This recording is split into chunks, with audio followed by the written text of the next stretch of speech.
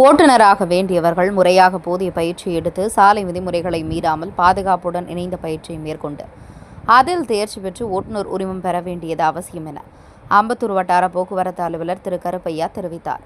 தமிழ்நாடு அரசு போக்குவரத்து துறை சார்பில் சென்னை அம்பத்தூர் வட்டார போக்குவரத்து அலுவலகத்தில் புதியதாக ஓட்டுநர் பழகுனர் உரிமம் பெற்றுள்ள இளைஞர்களுக்கு போக்குவரத்து விதிகள் குறித்த வகுப்பு நடைபெற்றது.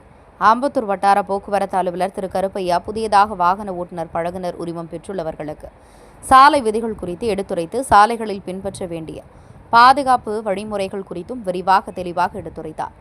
ஓட்டுநர் கல்வி என்பது கொடுக்கப்பட்ட பயிற்சி முறைக்கான பாடம். அது நம் ஓட்டுநர் பயிற்சியை பராமரிப்பதற்கான பாடமும் கூட. ஒரு ஓட்டுநராக வேண்டியவர்கள் முறையாக போதிய பயிற்சி எடுத்து பாதுகாப்புடன் இணைந்த பயிற்சியை மேற்கொண்டு அதில் தேர்ச்சி பெற்று ஓட்டுநர் உரிமம் பெற வேண்டியது அவசியம். பழகுனர் ஓட்டுநர் உரிமம் என்பது பாதுகாப்பை பற்றி தெரிந்து கொண்டு பயிற்சி முறையை பற்றி தெரிந்து கொள்வது, நாம் பயன்படுத்தும் வாகனத்தை பராமரிப்பது குறித்தும் தெரிந்து கொள்ள வேண்டும். இதற்கென 22 மணி நேர பாடத்திட்டம் உள்ளது. அதையும் நீங்கள் முழுமையாக படித்து தெரிந்து கொள்ள வேண்டும். வாகனம் இயக்குவது என்பது சிறிது ஆபத்தான வேலை. அதை நாம் பாதுகாப்பாக கவனமாக கையாள்வது அவசியம். சாலை விதிகளை மீறாமல் பாதுகாப்புடன் வாகனங்களை இயக்குதல் அவசியம் என்று அவர் தெளிவாக எடுத்துரைத்தார்.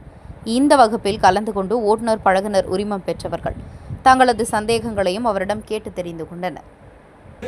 பின்னாடி அந்த அடிப்படையில பயிற்சி எடுக்கணும். பாதுகாப்பை பற்றி படிச்சுட்டீங்க, பயிற்சி அந்த பாதுகாப்பு அடிப்படையிலும் எடுக்கணும்.